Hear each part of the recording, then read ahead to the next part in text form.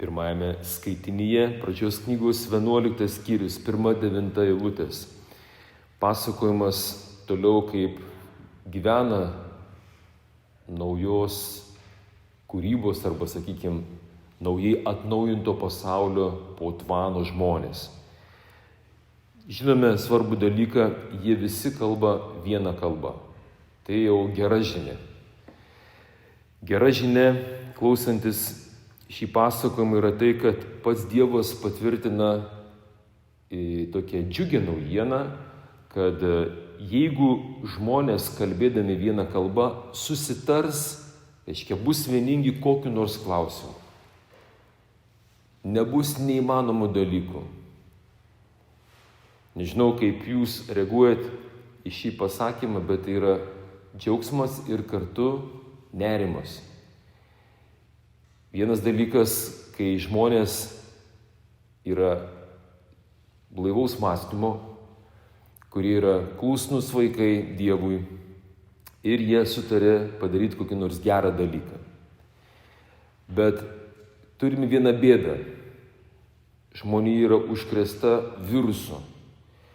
Ir to viruso Viešpats iš mūsų neišinstaliavo. Davė priešnuodžių, įvairių priemonių, tai yra atgaila, klusnumas, kančia. Mes palaiminti katalikai esam, turim sakramentų visą paletę.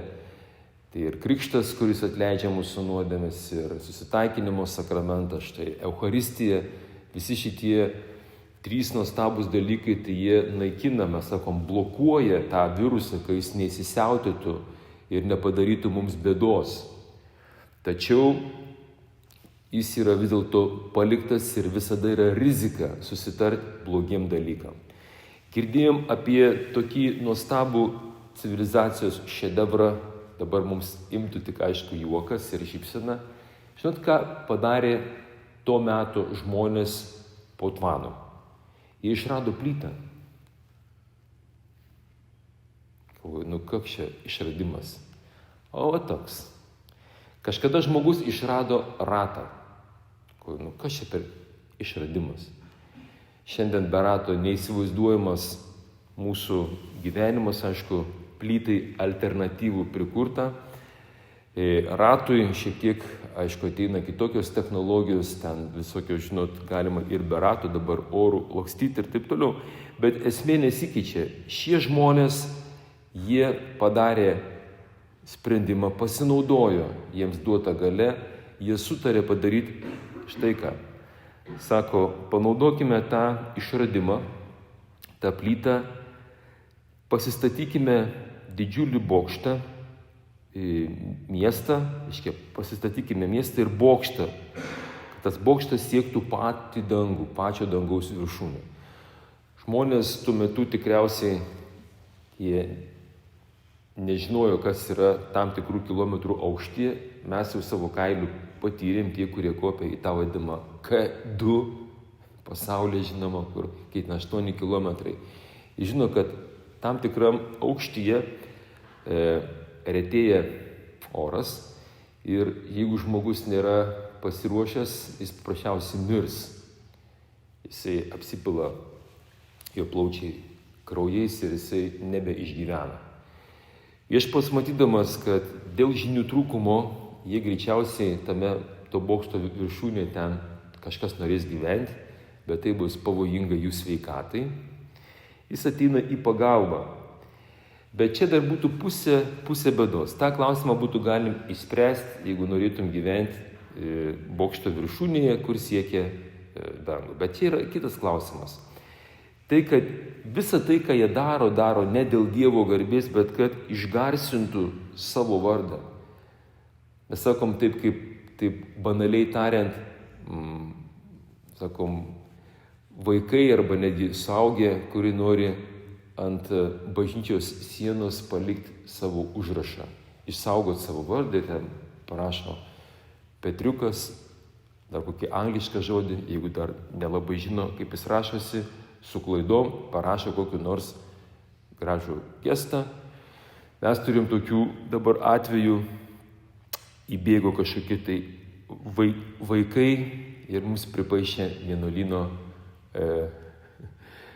antram aukšte, ten, kur mes gyvenam, irgi įsiamžino.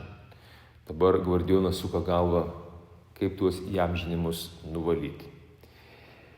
Nepasakosiu, ką jie ten pripaišė mums, bet jie įsiamžino, išgarsino savo vardą. Taigi, klausimas dabar mums. Ką galim pasimokyti iš tos istorijos? O iš tos istorijos tai paprastas reiškinys, atsakymas greičiausiai yra mūsų Evangelijoje pagal Morkų, 8 skyrius 34 eilutė ir 9 skyrius 1 eilutė, kad prašo viešpats, naudokite šią dovaną, jeigu susitarsit kokiam nors dalykė, jums nebus nieko neįmanomo, kai sekate paskui mane. Vat, jei kas nori eiti paskui mane, tai išsižada pats savęs, tai ima savo kryžių ir teseka manimi. Ir po to čia visi tie punktai, kas nori išgelbėti savo gyvybę, tas ją praras, tai čia atveju būtų, kas nori išgarsinti savo vardą, jis susimaus, atrodys kaip kvailys greičiausiai, tą mes matom, kas darosi pasaulyje.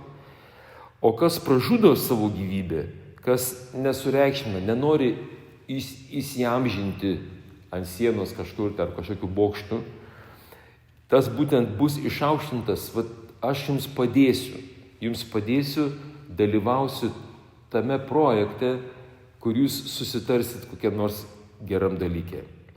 Taigi, skleiskime šią gerąją naujieną į pasaulį, drąsinkime žmonės susitarti geruose dalykuose. Ir žiūrėk, tikrai nebejoju, po truputėlį tai vienoj vietoj pradės vėl atsirasti Edeno sodo kontūrai, tai kitoj vietoj ir po truputėlį visa Žemės planeta galbūt Dievui padedant ir su netobulu žmogumi pavirs į rojų. Turim tokią viltį, meldžiam, kad Dievas mums padėtų ir kad būtų išgarsintas ne mano, ne mūsų bažnyčios, ne vienuolijos vardas, ne tautos vardas, bet viešpaties Jėzaus Kristaus vardas. Amen.